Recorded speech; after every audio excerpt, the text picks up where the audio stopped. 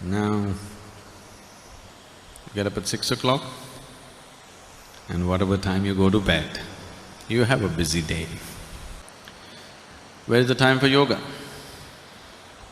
You have time to eat, you have time to gossip, you have time to work, you have time to take care of everything, but you have no time to take care of yourself. That's what you're telling me. Now,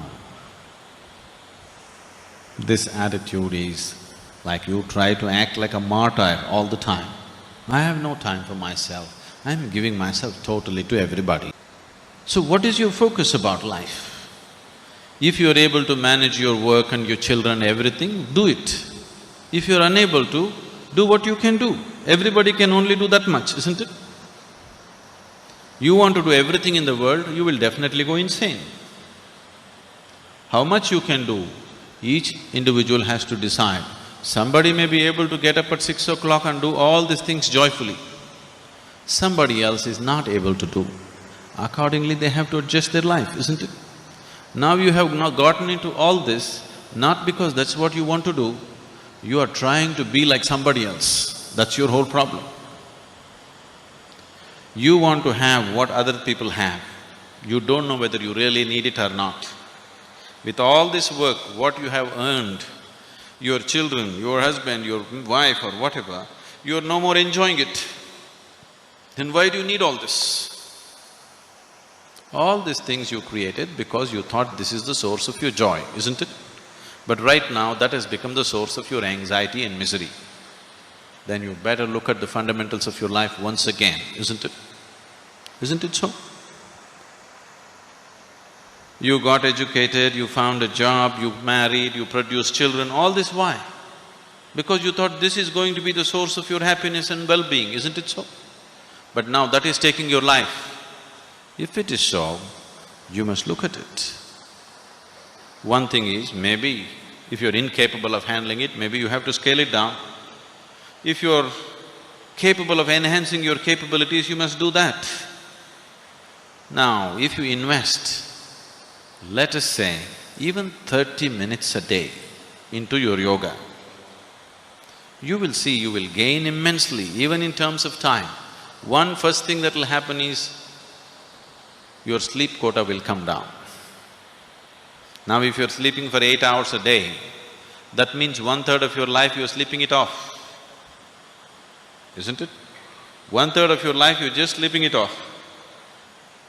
If your body and your mind is more energized and active, your sleep quota will naturally come down.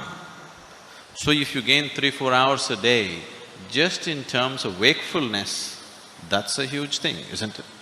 Apart from that, if your body and mind was more organized, you would see.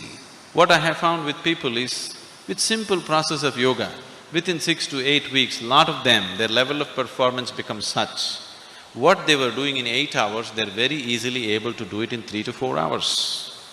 Simply because if you observe yourself through the day, suppose we take a video of your whole day without you being aware of it, you will notice how much unnecessary movement and unnecessary words and unnecessary activities are happening in your life. You must do it one day.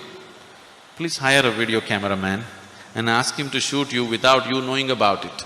You will see how many unnecessary things you're doing in a day.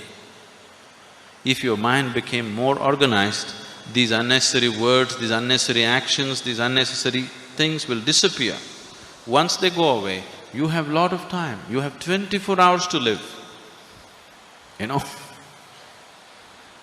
Now, we don't have to make this into 26 hours, 24 hours are enough. We can do a lot in 24 hours.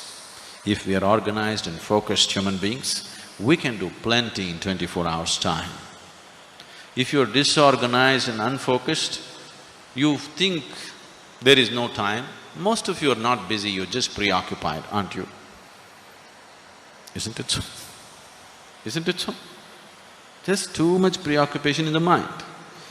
So, whoever the lady, please invest this half an hour a day.